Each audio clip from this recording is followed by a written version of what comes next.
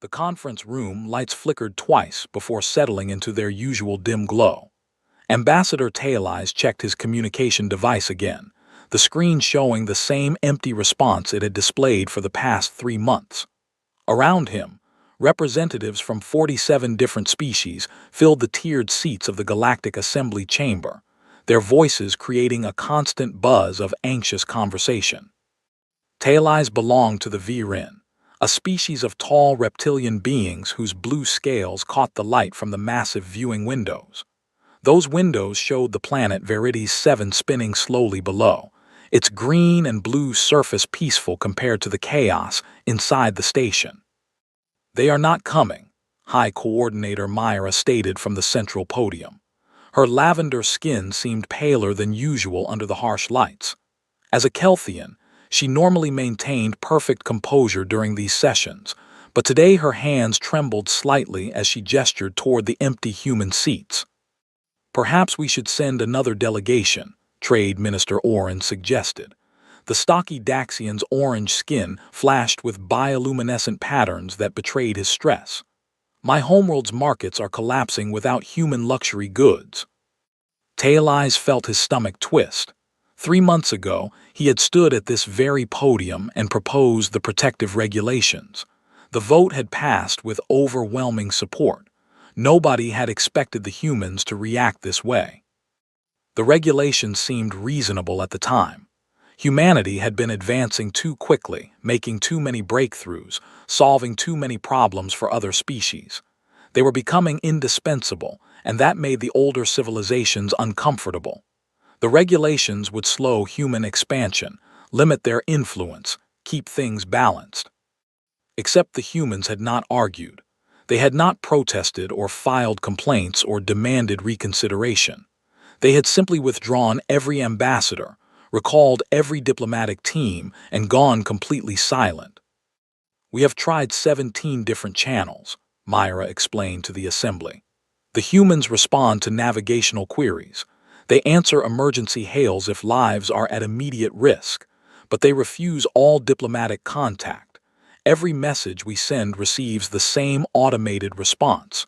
The human Commonwealth does not currently maintain diplomatic relations with the Galactic Assembly." A young Kelthian analyst named Rena stood from her seat in the lower tier. Her pale blue skin marked her as even younger than most realized. "High Coordinator, if I may present the economic data." Myra nodded, and holographic displays materialized in the center of the chamber. Charts and graphs filled the air, all of them trending downward in sharp red lines. 3 months ago, human trade vessels began refusing all cargo contracts with Assembly member species, Rena explained. They complete existing obligations but accept no new business. 47% of luxury goods markets have collapsed. Medical supplies are running critically low across 12 sectors. Advanced technology sales have dropped to zero. "They cannot sustain this," Admiral Cross interrupted. The elderly Viren military officer's gray-blue scales had faded with age, but his voice remained strong. "Humanity needs our markets as much as we need their goods." Rena pulled up another display. "Actually, Admiral, the data suggests otherwise. Human colony worlds are experiencing economic growth. They have redirected all production to their own settlements and to species outside the Assembly. Their stock markets show record stability." Taileyes closed his eyes. This was his fault. He had written the regulations. He had argued for them. He had convinced the Assembly that humanity needed to be controlled before they became too powerful to manage. "What about the Daxian medical crisis?" Someone shouted from the upper tiers. Oren stood, his patterns flashing orange and red. "We lost 16,000 citizens last month to a disease outbreak. The human pharmaceutical companies developed a cure 2 years ago. We have the money to pay for it. They refuse to sell it to us." "On what grounds?" Myra asked. "They cite our government's vote in favor of the protective regulations," Oren said quietly. "They state that their products are only available to species who desire unrestricted human participation in galactic affairs." The chamber erupted in angry voices. Tail Eyes sat frozen in his seat. 16,000 dead because of regulations he had written. A communication alert sounded across the entire station. Every screen in the chamber switched to show an incoming transmission. It was marked as Priority 1, originating from the Kelthian colony of Araxis 3. "This is Araxis 3 Agricultural Station," a panicked voice filled the chamber. "Our terraforming equipment has failed. Human-designed systems. We cannot repair them. 8 million citizens depend on our food production. We request immediate assistance from any available human technical teams." Myra opened a direct channel. "Araxis 3, this is High Coordinator Myra. We will locate human engineers and dispatch them immediately." "High Coordinator," Rena interrupted softly. "The nearest qualified human engineers are on the merchant vessel Genesis Wind, currently 3 days away from Araxis 3. Myra activated her communication system and broadcast on all human frequencies. "This is High Coordinator Myra of the Galactic Assembly to all human Commonwealth vessels. We have an agricultural emergency on Araxis 3. 8 million lives are at risk. Please respond." Silence filled the chamber for 30 seconds. Then a calm female voice replied. "High Coordinator, this is Captain Hayes of the Genesis Wind. We received your transmission." Relief flooded through Tail Eyes. They would help. Of course they would help. Humans always helped. "Captain Hayes, can you divert to Araxis 3? Myra asked. "Negative, High Coordinator. We are currently under contract to deliver agricultural equipment to the independent colony of New Harmony. Our schedule does not permit delays." "Captain, 8 million people will starve without those systems." There was a long pause. When Hayes spoke again, her voice remained professionally neutral. "High Coordinator, 3 months ago the Galactic Assembly voted that human involvement in member species' critical infrastructure represented an unacceptable dependency. You determined that our participation was detrimental to galactic independence. We have respected that decision. I suggest you contact your own government's engineering corps. Genesis, Wind out." The transmission ended. Tail Eyes stared at the empty holographic display where the human ship's signature had been moments before. Around him, the chamber had fallen completely silent. "They are really going to let us fail," someone whispered. Myra's face had gone pale lavender, almost white. "Analyst Rena, what are our repair options without human assistance?" Rena consulted her data tablet. The Araxis 3 systems use human quantum encryption and proprietary technology.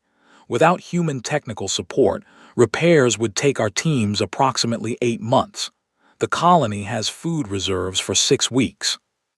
8 million people, 6 weeks of food, 8 months to fix the problem. Tail Eyes realized with horrible clarity that the humans were not punishing them. They were simply doing exactly what the Assembly had asked them to do. They were staying out of it. The protective regulations had worked perfectly. Humanity was no longer involved in galactic affairs. And the galaxy was beginning to crumble. 6 weeks had passed since the Araxis 3 crisis began. Analyst Rena stood before the emergency session of the Galactic Assembly, her hands shaking as she prepared to present the most devastating report of her career. The chamber looked different now. Half the seats sat empty as smaller species had simply stopped sending representatives. The viewing windows that once showed peaceful stars now revealed emergency transport ships moving constantly between dying colonies and stable worlds. "The economic cascade has exceeded our worst projections," Rena began, activating the holographic display. A three-dimensional map of known space materialized, covered in spreading red zones like a disease consuming healthy tissue. "The Viren pharmaceutical industry has completely collapsed," she continued. "Human chemical compounds form the base of 82% of our medicines. We cannot synthesize them. The research was done by human scientists who are no longer sharing their work." Tail Eyes watched from his seat, looking decades older than he had 2 months ago.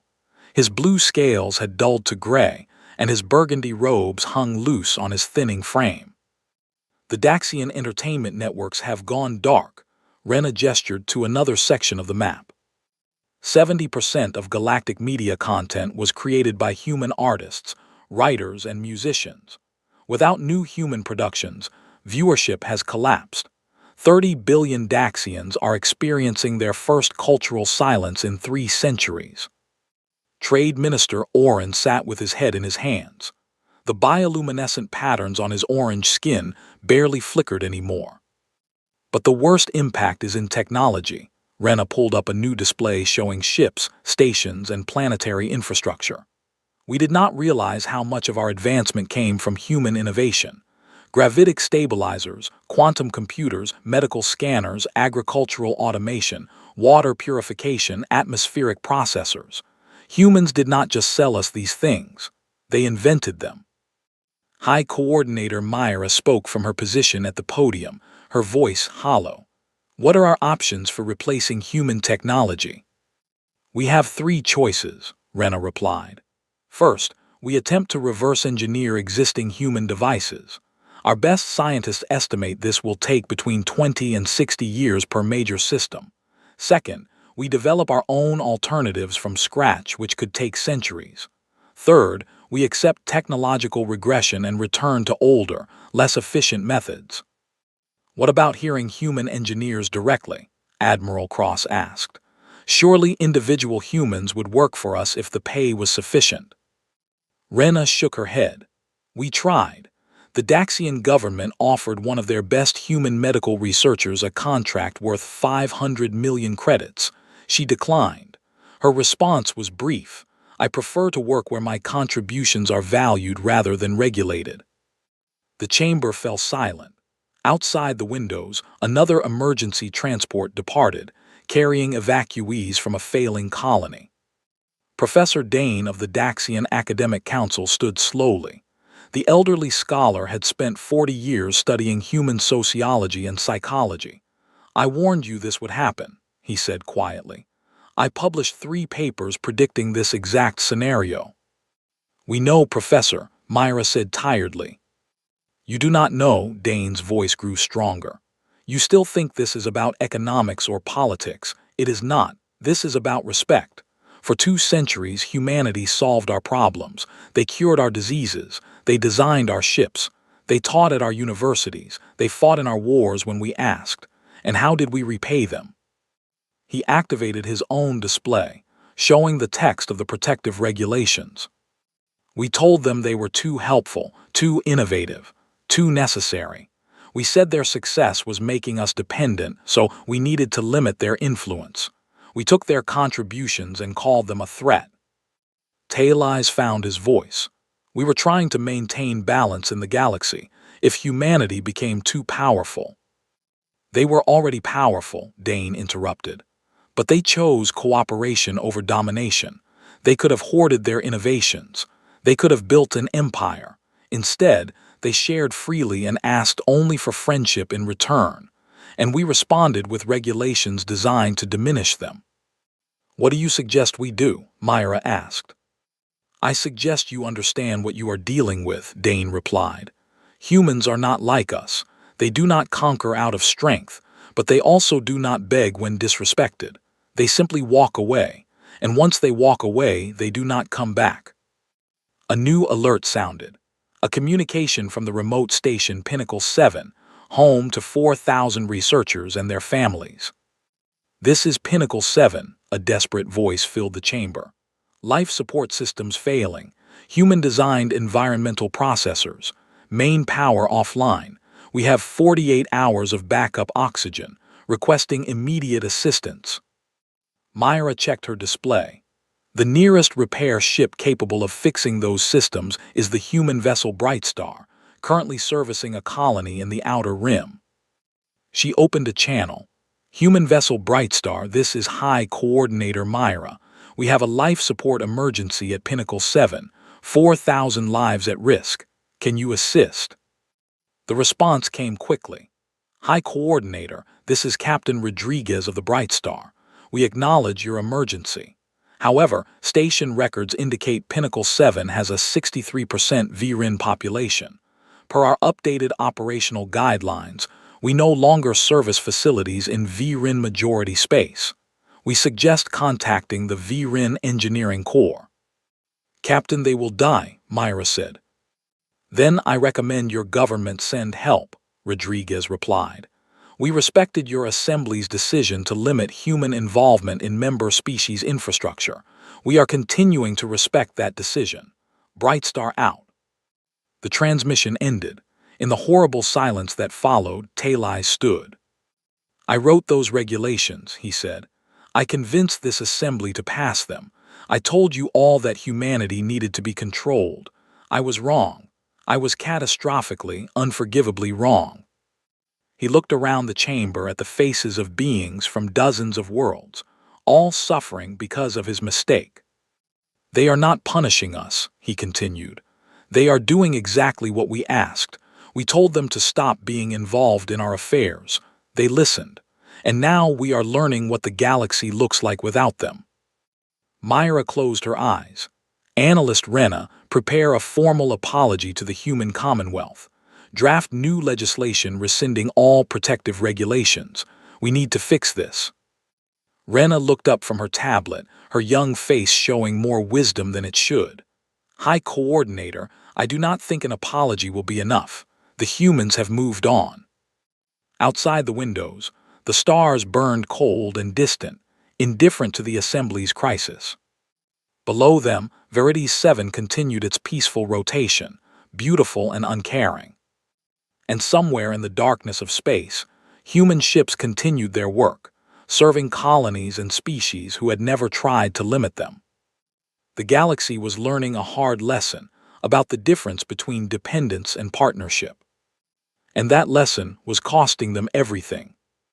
High Coordinator Myra had never felt smaller than she did approaching Earth's orbital space. Her diplomatic shuttle moved through organized traffic lanes filled with cargo vessels, passenger transports, and construction ships, all of them human, all of them ignoring her completely.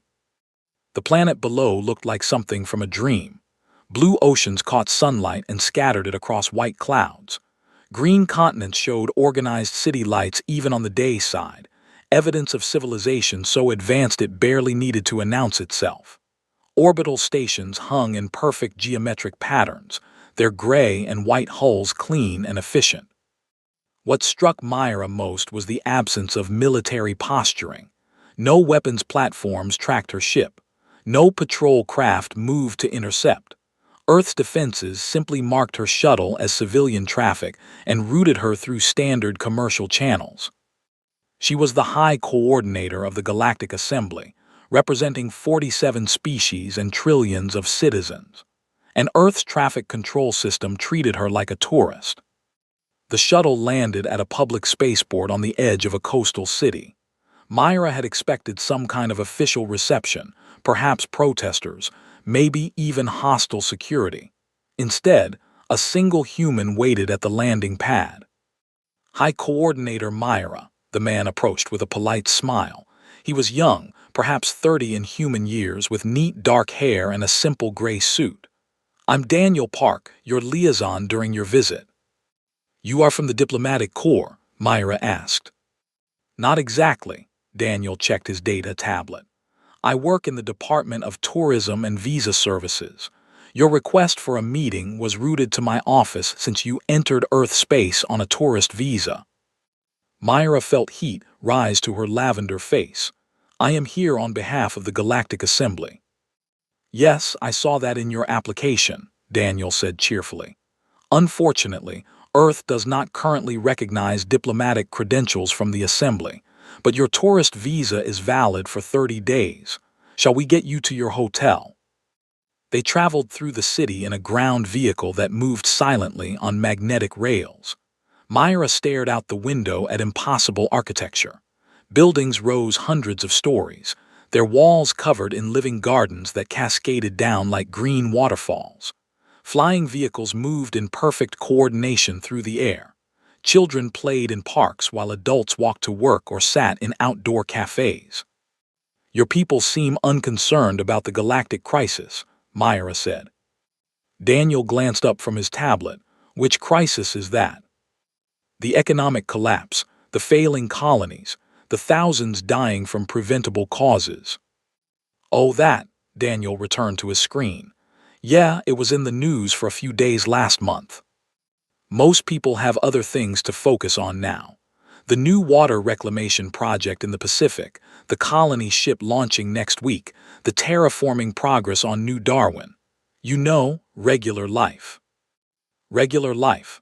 While the galaxy burned, humans simply continued with regular life.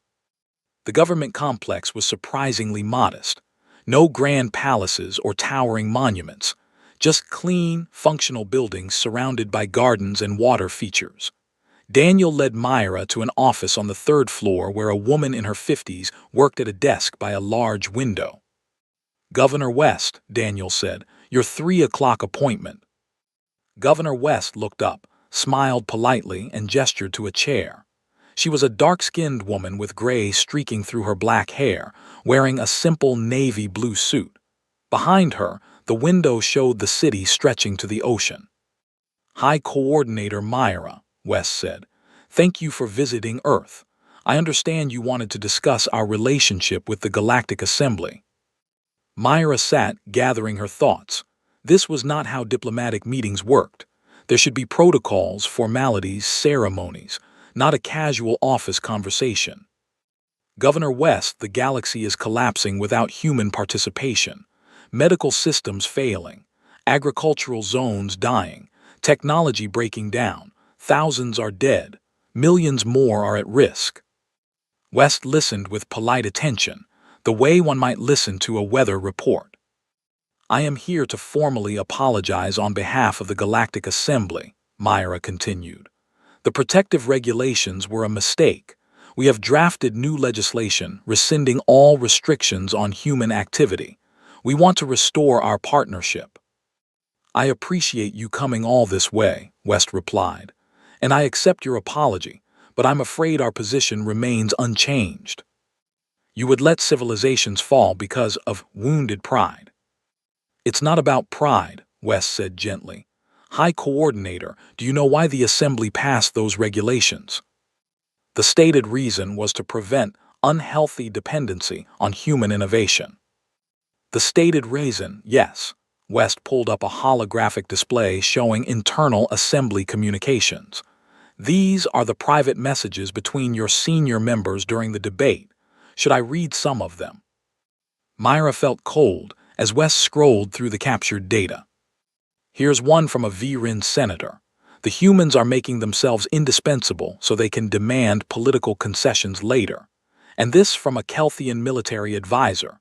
We must limit human influence before they have leverage over Assembly decisions." Oh, and this one from a Daxian council member.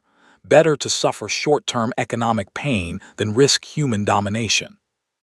"Those were private communications," Myra said weakly. "Yes, they were," West closed the display, "and they told us the truth.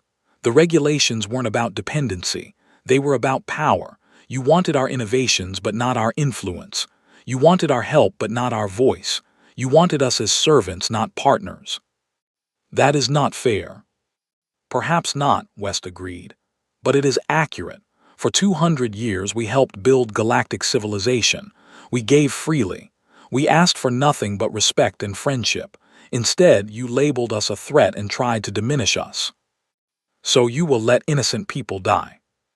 "We are not letting anyone die," West said firmly. "We are simply respecting your decision.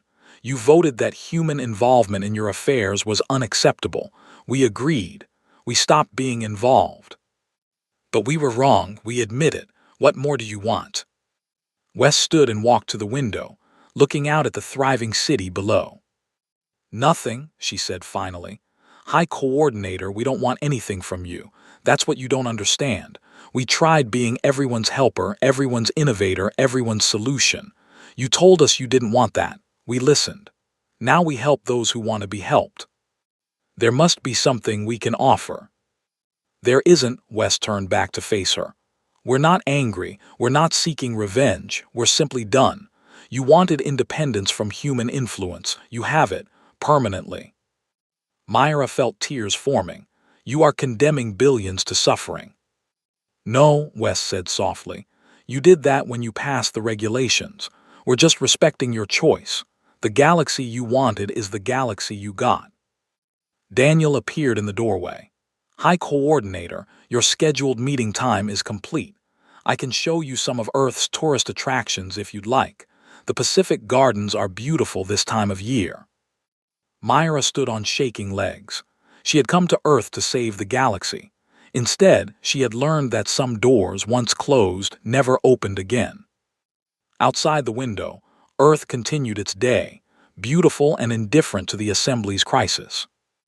And Myra understood that humanity had already moved on to building something new, something better, with people who valued them. The galaxy she knew was ending, and there was nothing she could do to stop it. The collapse happened faster than anyone predicted. 3 weeks after Myra returned from Earth empty-handed, the galaxy descended into chaos. Analyst Rena worked 18-hour shifts now, tracking the spreading disaster from her small office aboard the assembly station. The holographic displays that surrounded her desk showed nothing but red warning indicators and declining graphs. Another VRIN colony just went dark, she reported to the Emergency Council. That makes 11 this month. Terraforming equipment failures. They are evacuating 7 million people with nowhere to send them. Ambassador Taylor no longer attended these meetings. He had submitted his resignation, but the council refused to accept it. They needed someone to blame, and he was the perfect target. Instead, he sat alone in his quarters, watching his homeworld's news feeds report on riots and resource shortages. The Daxian situation was even worse.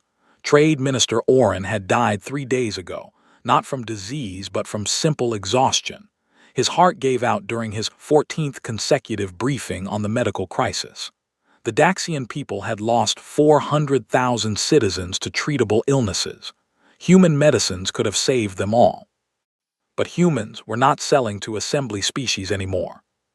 We have an interesting development, Rena said, pulling up new data.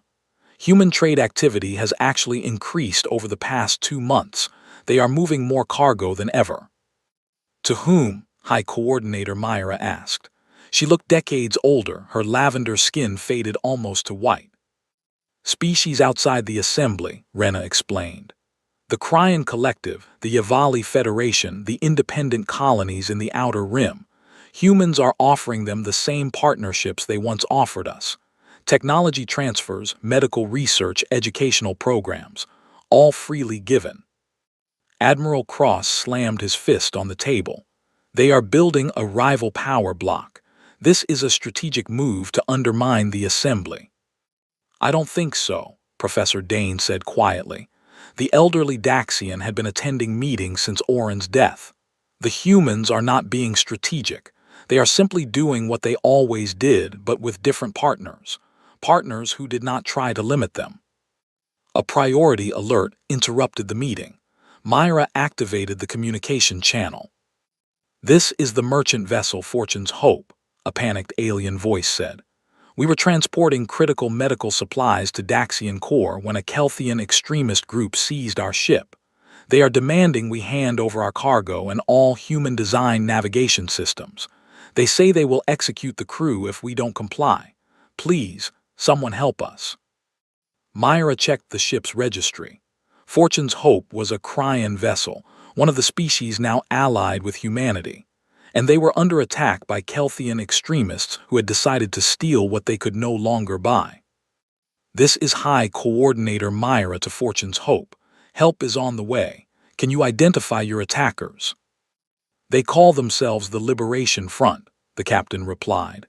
They say the galaxy should not have to beg humans for technology. They are taking it by force. Within minutes, the crisis became a disaster. The extremists killed 3 crew members and seized the ship. They broadcast their manifesto across all channels, calling for organized seizure of human technology wherever it could be found. The human response was immediate and absolute. Every human merchant ship in Kelthian space received recall orders. Within 6 hours, 200 vessels jumped to hyperspace and vanished. Human students at Kelthian universities were given 48 hours to leave. Human research teams working on Kelthian projects packed their equipment and departed without explanation. But worse than the departures were the cancellations. Every single contract between humans and Kelthian entities, from massive infrastructure projects to small academic exchanges, terminated simultaneously. No negotiations, no exceptions, just cold, professional contract termination notices. Admiral Cross tried to intervene. He sent a personal message to every human military officer he had ever served with, begging for understanding.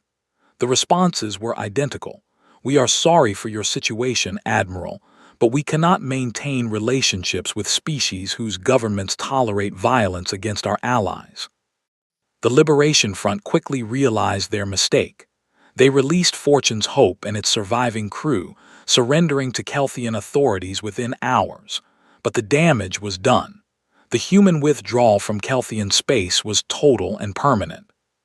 3 days later, Admiral Cross stood in Myra's office with tears running down his gray-blue scales.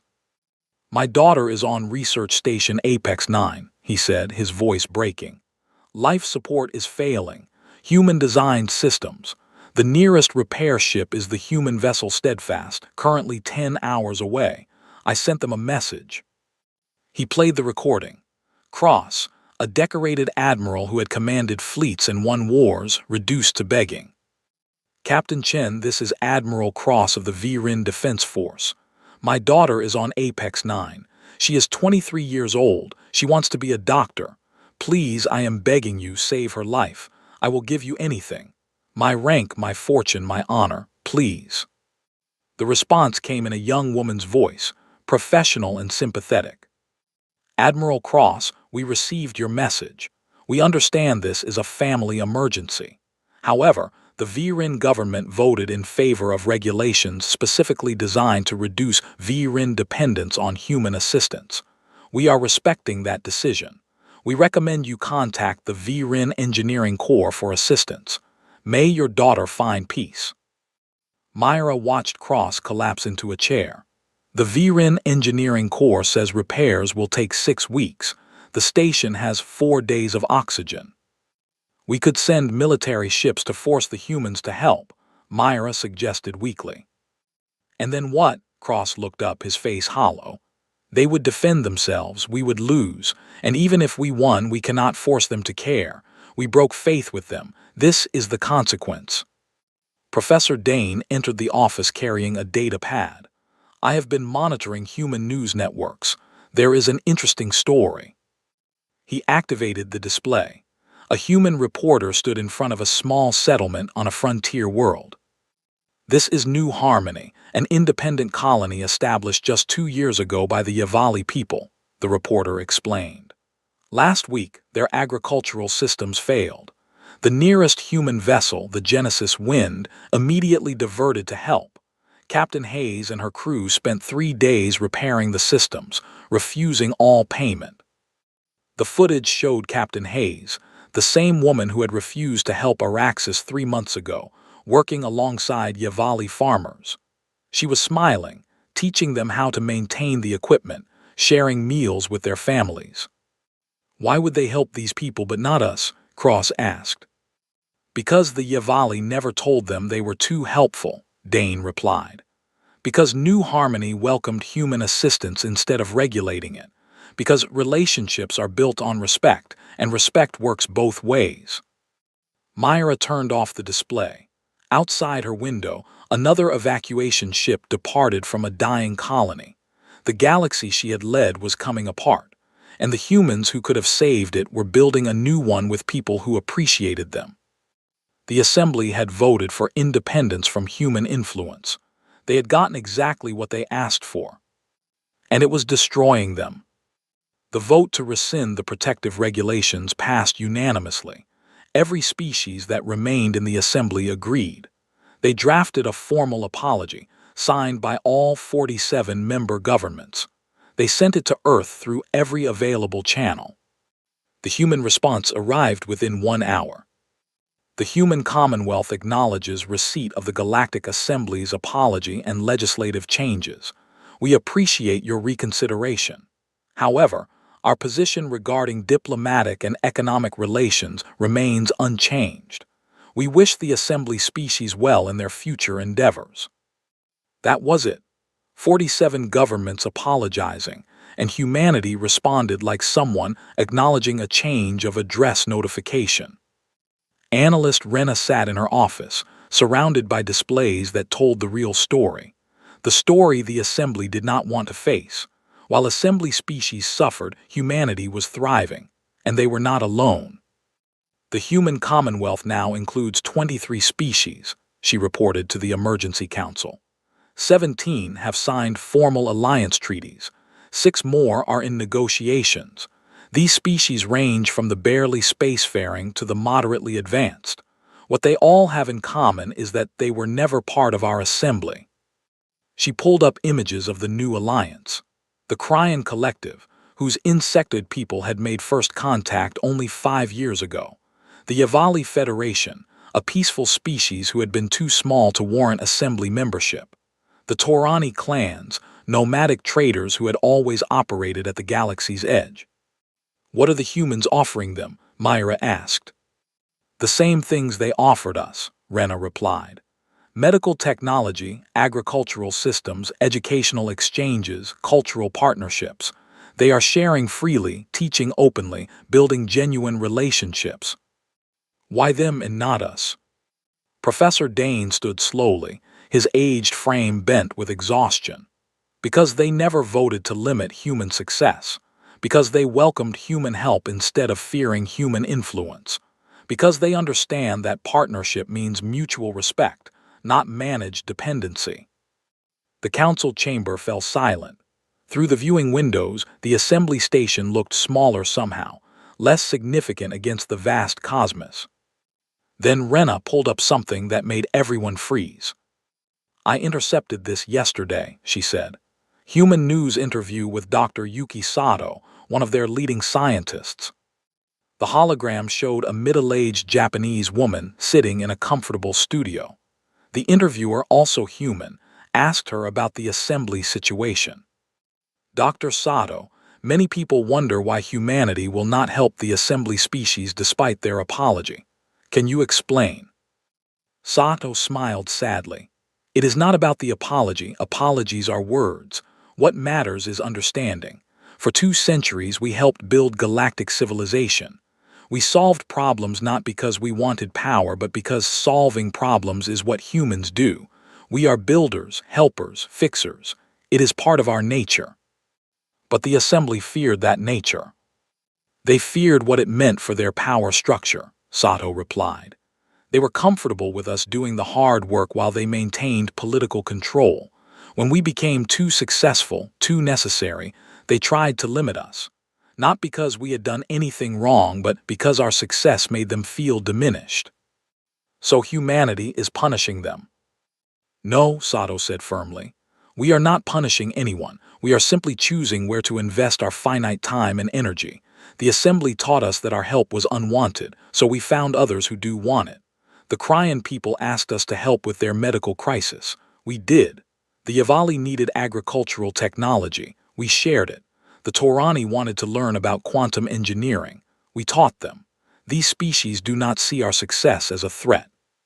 They see it as an opportunity for partnership. The interviewer leaned forward, but millions in assembly space are suffering. Yes, Sato's face showed genuine sadness. And that is tragic, but it is not our responsibility to save people who voted to exclude us from their lives. We tried that for 200 years. They told us to stop. We listened. Now we are building something better with people who value mutual respect over hierarchy. The interview ended. In the council chamber, no one spoke. Finally, Ambassador Taylise entered. He had not attended a meeting in weeks, but now he walked to the center of the room and stood before them all. I have been monitoring the Commonwealth news and communications, he said quietly. I wanted to understand what we lost, so I analyzed their public broadcasts, their cultural exchanges, their scientific publications. He activated a display showing the vibrant new civilization growing at the galaxy's edge. This is what we could have had, Taileyes continued. A true partnership of equals. The humans in the Commonwealth are sharing everything freely. Not selling, sharing. They are teaching species how to advance their own technology. They are conducting joint research where all partners receive equal credit. They are building ships designed by mixed species teams. Why are they doing this now when they wouldn't for us? Admiral Cross asked. Because these species asked for help instead of demanding it, Taileyes replied. Because they offered friendship instead of regulations. Because they treated humans as partners instead of servants. He pulled up internal assembly communications from 2 years ago, before the protective regulations. Look at how we talked about them. Human innovation is threatening our traditional industries. Human success is making our people feel inadequate. We must limit their influence before they have leverage over us. We never saw them as partners. We saw them as a resource to be managed. High Coordinator Myra buried her face in her hands. We were so afraid of becoming dependent that we destroyed the relationship entirely. Yes, Taileyes agreed. And now we see what we lost. The humans are building the galaxy we could have had. A community based on mutual respect, shared innovation, and genuine cooperation. They are doing with the Commonwealth what they wanted to do with us. Rena pulled up one final image. It showed a human cargo ship arriving at a small Yavali colony. The crew was unloading medical supplies, agricultural equipment, and educational materials. The Yavali colonists greeted them with joy and gratitude. This is what humanity always wanted, Rena said softly. Not power, not control, just appreciation, just respect, just friendship. Can we offer them that now? Someone asked. No, Professor Dane replied, because they have found it elsewhere, with species who offered it freely from the start. We had 200 years to build that relationship. We spent that time fearing their success instead of celebrating it. Some doors, once closed, do not reopen. The council sat in silence, watching the Commonwealth grow stronger while the assembly crumbled. They had voted for independence from human influence. They had received it, and now they understood the difference between independence and isolation. Humanity had moved on. The galaxy they were building would be magnificent, but the assembly would not be part of it. That chance had passed, and everyone in that chamber knew they had no one to blame but themselves. Outside, the stars burned cold and distant, indifferent to their regret. 15 months after the silence began, the galaxy looked completely different. The Galactic Assembly still existed. The station still orbited Veritas 7. Delegates still met in the Great Chamber, but everything had changed. The Assembly now represented only 19 species. The others had either collapsed into chaos or quietly joined smaller regional alliances. The grand vision of a unified galaxy had shattered. High Coordinator Myra stood at the central podium for the last time. She was retiring, her health broken by the stress of watching civilization crumble. Her replacement would be Admiral Cross, though everyone knew the position meant little anymore. We called this session to discuss our future, Myra said to the sparse attendants. The reality is that we no longer shape the galaxy's direction. That role belongs to others now. She activated the main display showing the human commonwealth. 29 species now, dozens of worlds, thriving trade networks, joint research stations, mixed species colonies, cultural exchanges, everything the assembly should have been. They are not hiding from us, Myra continued. Commonwealth activities are completely public. We can watch their news, read their publications, see their progress. They treat us like we treat any distant civilization, politely, professionally, distantly. Ambassador Taileyes sat alone in what used to be a full section of Virin delegates. His government had fallen. New leadership had tried to make peace with humanity, sending envoys with unlimited negotiating authority. The humans had received them courteously, listened patiently, and sent them home with the same answer. We wish you well, but we have moved on. I have been studying Commonwealth educational programs, analyst Rena reported. She was one of the few young beings who had not left the assembly for better opportunities elsewhere. They are training the next generation of scientists, engineers, and doctors in mixed species universities. A human student might learn medicine alongside a crying classmate. They share knowledge freely. No species hoards advancement. That could have been us, someone said quietly. It was us, Professor Dane replied.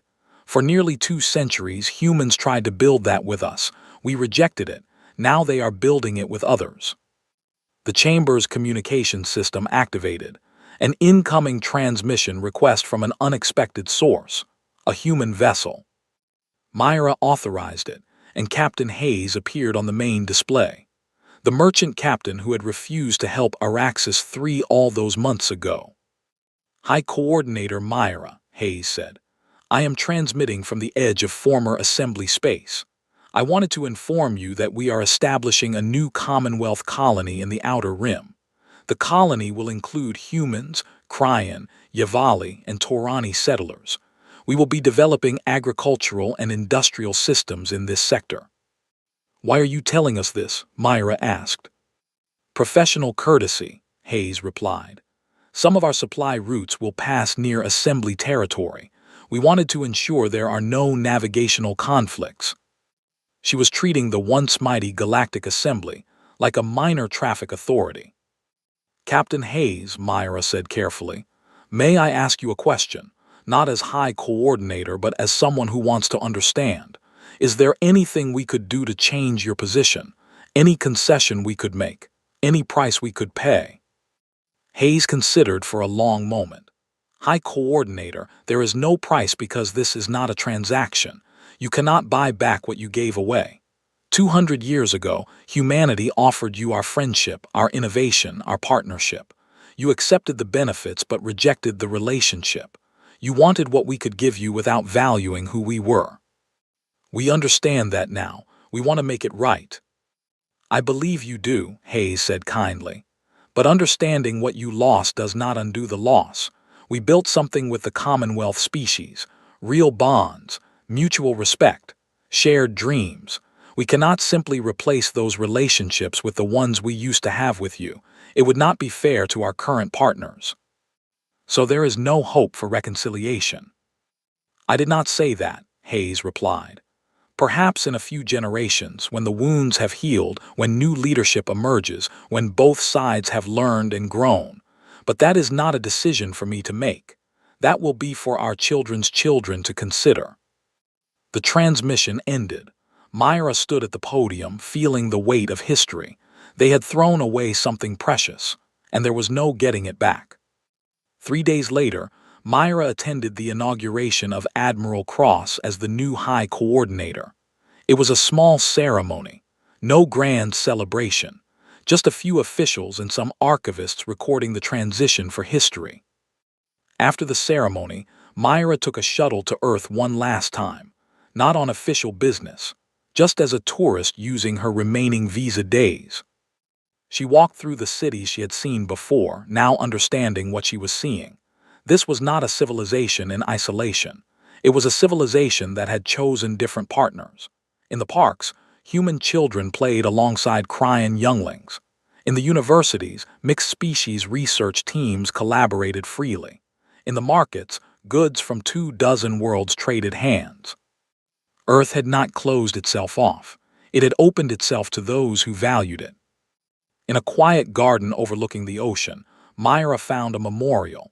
It listed the names of every human who had died while helping assembly species over the past 2 centuries. Scientists who gave their lives curing alien plagues. Engineers who died fixing failing systems. Teachers who devoted careers to educating other species' children. At the bottom, an inscription. They gave everything to build bridges between stars. May we honor their memory by building better ones. Myra stood there for a long time, reading names and understanding what they represented.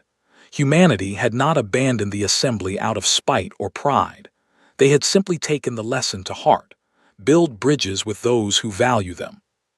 She returned to the assembly station knowing it was over. The galaxy would continue.